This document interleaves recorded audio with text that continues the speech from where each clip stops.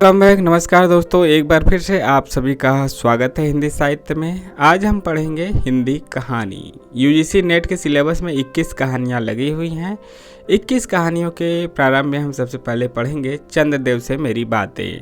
आइए देख लेते हैं 21 कहानियों के नाम, ताकि हमें पता रहे कि कौन कौन सी कहानी हमें पढ़नी है। उसके बाद हमें अध्ययन करेंगे पूरी कहानी का और महत्वपूर्ण तथ्य यहाँ पे देखते हुए चलेंगे। प्रमुख पात्र, प्रमुख चीज़ें जो इम्पोर्टेंट है, भाषा शैली क्या है और कहाँ से प्रश्न पूछे जा सकते हैं।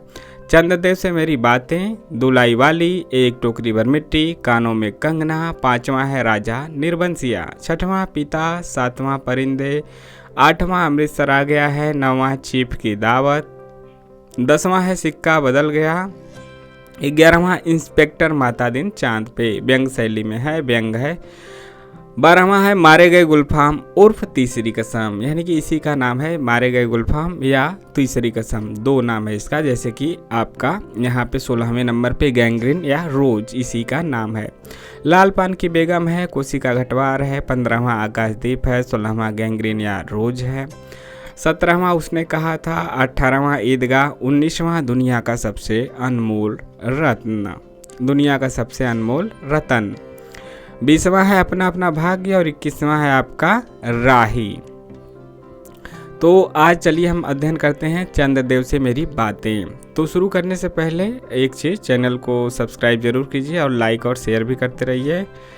और चलिए इसमें कुछ प्रमुख चीज़ें जान लेते हैं। ठीक है, इसमें ज़्यादा पात्र नहीं है। यह बंग महिला द्वारा लिखी गई कहानी है। बंग महिला यानी राजेंद्र बाला घोष, राजेंद्र बाला घोष, ठीक है, घोष, राजेंद्र बाला घोष इनका पूरा नाम है। और यह आपका सरस्वती पत्रिका में प्रकाशित हुआ है। चंद्रदेव से मेरी बातें 1904 की रचना है, 1904 की रचना है, प्रकाशन वर्ष 1904, सरस्वती पत्रिका, बंग महिला यानी राजेंद्र बाला घोष के द्वारा लिखा गया है। बंगाल विभाजन के आसपास ही लिखा गया है। और लॉर्ड कर्जन, ठीक है, लॉर्ड कर्जन उसी समय थे ना, लॉर्ड कर्जन के ऊपर यह प्रहार किया गया है। आप देख सकते हैं कि एक और जो शिव शंभू के चिट्ठे निबंध है जो बाल मुकुंद गुप्त के द्वारा लिखा गया है, उन्होंने भी लॉर्ड कर्जन पे प्रहार किया था, गहरा प्रहार किया है। तो 1904 के आसपास। और सरस्वती पत्रिका के संपादक उस समय कौन थे? महावीर प्रसाद द्विवेदी थे। और पात्रों की बात की जाए तो इसमें ज़्यादा पात्र नहीं है, बस एक कथा कहने वाली लेखिका है यानी कि राजेंद्र बाला घोष, और दूसरे चंद्रदेव हैं। चंद्रदेव से अपनी बातें कह रही हैं। वह भी शैली की बात की जाए तो यह पत्रात्मक शैली में कह सकते हैं, या फिर इसको संबोधन की शैली में कह सकते हैं, संबोधनात्मक शैली, या फिर आप इसी को कह सकते हैं कि यह व्यंग शैली है, या फिर तीनों का मिश्रण है। ठीक है, तो यह पत्रात्मक, संबोधात्मक और व्यंग्यात्मक शैली में लिखी गई कहानी है। तो चलिए शुरू करते हैं। भगवान चंद्रदेव, ये छोटी सी कहानी है लेकिन काफ़ी यूजफुल है। उस समय जो आपका स्वतंत्रता आंदोलन चल रहा था, स्वतंत्रता स्वाधीनता आंदोलन चल रहा था, उसी के इर्द गिर्द यह उसी के वातावरण में लिखी गई कहानी है। आप यहाँ पे देखेंगे भी, भगवान चंद्रदेव, आपके कमलवत कोमल चरणों में इस दासी का अनेक बार प्रणाम। आज मैं आपसे 2-4 बातें करने की इच्छा रखती हूँ। क्या मेरे प्रश्नों का उत्तर आप प्रदान करेंगे? कीजिए, बड़ी कृपा होगी, कीजिए, बड़ी कृपा होगी। देखो, सुनी अनसुनी सी मत कर जाना, अपने बड़प्पन की ओर ध्यान देना। अच्छा कहती हूँ सुनो। अब कहती है कथा जो लेखिका है वह कहती है, मैं सुनती हूँ आप इस आकाश मंडल में चिरकाल से वास करते हैं। क्या यह बात सत्य है? मतलब कि चंद्रदेव से, चंद्रमा जी से अपनी बातें कह रही हैं। और यह व्यंग्यात्मक शैली में आप देखेंगे आगे रहेगा। यदि सत्य है तो मैं अनुमान करती हूँ कि इस सृष्टि के साथ ही साथ अवश्य आपकी भी सृष्टि हुई होगी। तब तो आप ढेर दिन के पुराने बूढ़े कहे जा सकते हैं। आप इतने पुराने हैं तो सही, पर काम सदा से एक ही और एक ही स्थान में करते आते हैं। यह क्यों? क्या आपका डिपार्टमेंट यानी महकमा जो है में ट्रांसफ़र यानी बदली होने का नियम नहीं है? क्या आपकी गवर्नमेंट पेंशन भी नहीं देती? बड़े खेद की बात है। यदि आप हमारी न्यायशीला गवर्नमेंट के किसी विभाग में सर्विस यानी नौकरी करते होते तो अब तक आपकी बहुत कुछ पदोन्नति हो गई होती, यानी प्रमोशन हो गई होती। अपने यहाँ से चंद्रदेव की तुलना कर रही हैं लेखिका। और ऐसी पोस्ट पर रहकर भारत के कितने ही सुरम्य नगर, पर्वत, जंगल और झाड़ियों में भ्रमण करते, अंत में इस वृद्ध अवस्था में पेंशन प्राप्त कर काशी ऐसे पुनीत और शांति धाम में बैठकर हरि नाम स्मरण करके अपना परलोक बनाते।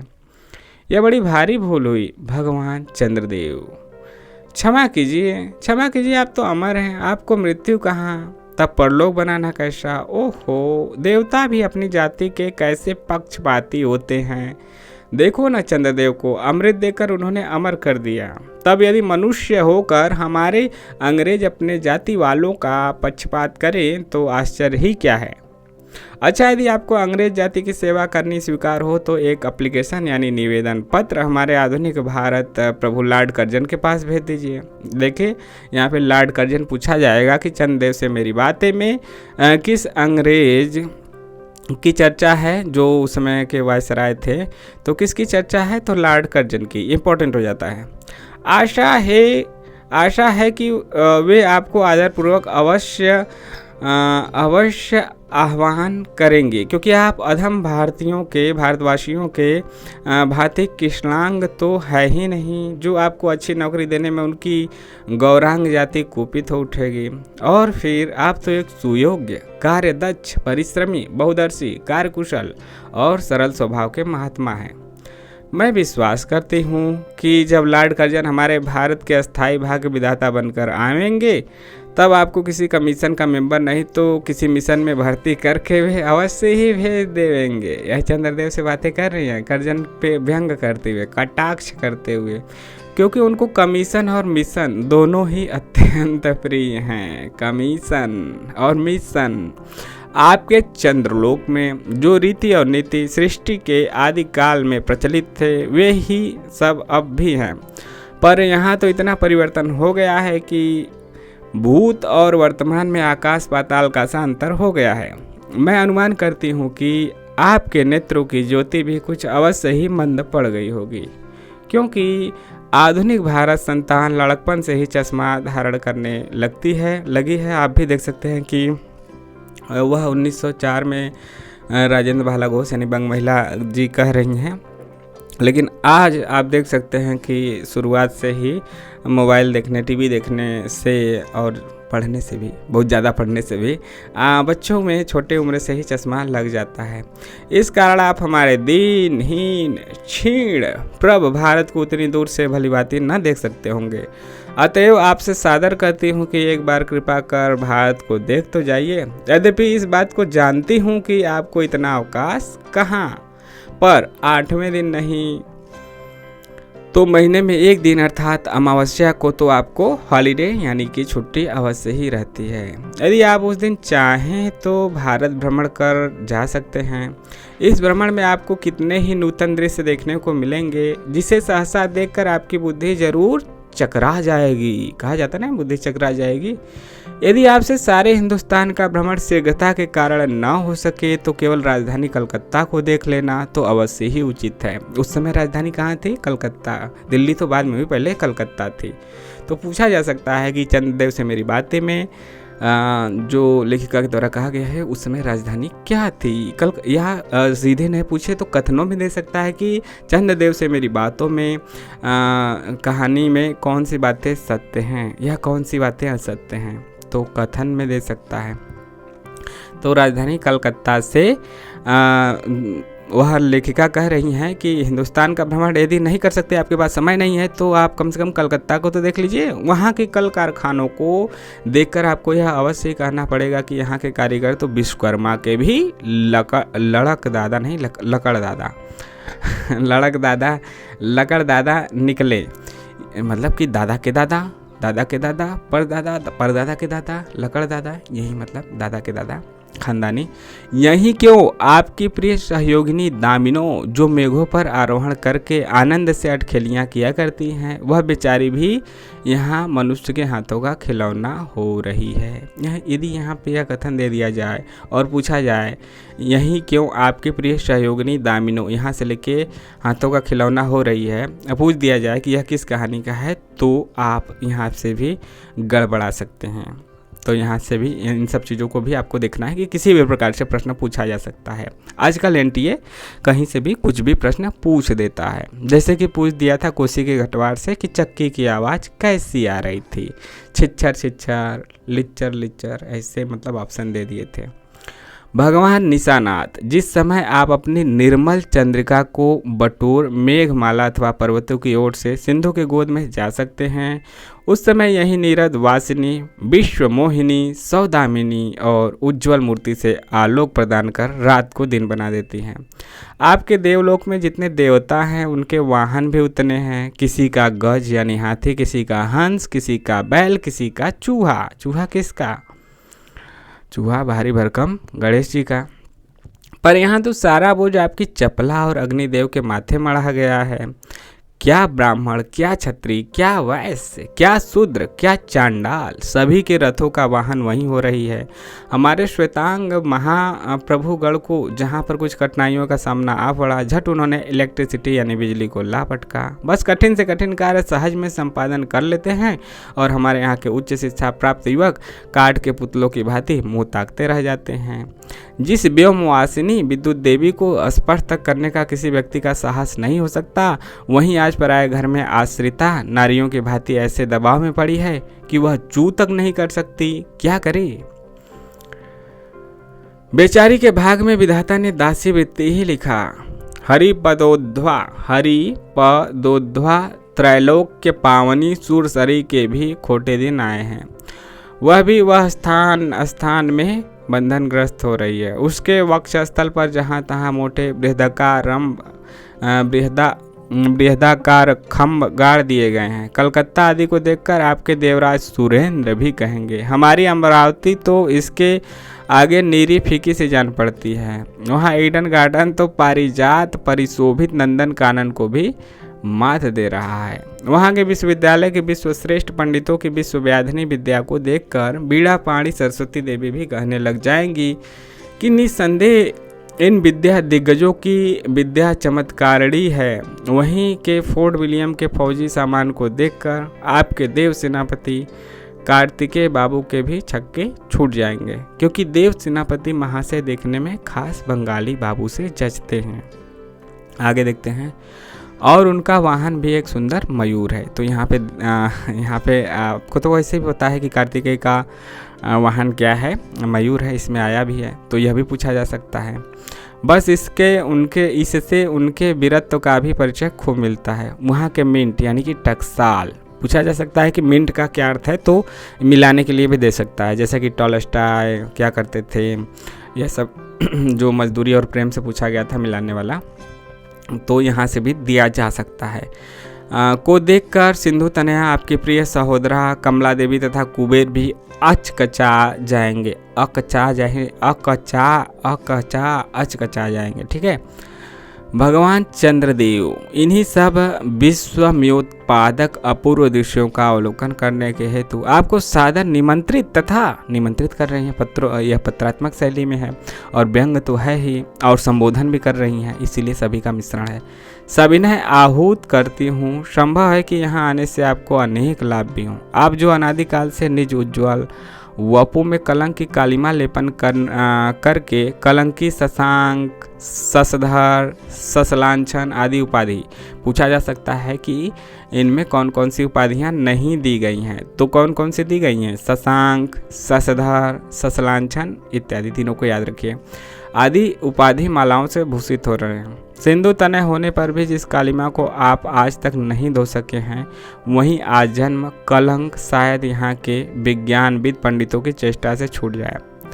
जब बंबई में स्वर्गीय महारानी विक्टोरिया देवी की प्रतिमूर्ति से काला दाग छुड़ाने में प्रोफेसर गज्जर महाशय, तो आ सकता है कि चंद्रदेव से मेरी बातें में किस प्रोफेसर का उल्लेख है, तो गज्जर महाशय। फलीभूत हुए हैं, तब क्या आपके मुख की कालिमा छुड़ाने में वे फलीभूत न होंगे? शायद आप पर यह बात भी अभी तक विदित नहीं हुई कि आप और आपके स्वामी सूर्य भगवान पर जब हमारे भूमंडल की छाया पड़ती है तभी आप लोगों पर ग्रहण लगता है। पर आपका तो अब तक वही पुराना विश्वास बना हुआ है कि जब कुटिल ग्रह राहु आपको निकल जाता है, मतलब निगल जाता है। कहीं कहीं है 2-4 जगहों पे आपका एक अक्षर का मिसप्रिंट, लेकिन हम लोग वह पढ़ते हुए समझ जाएंगे। तो निगल जाता है तभी ग्रहण होता है। पर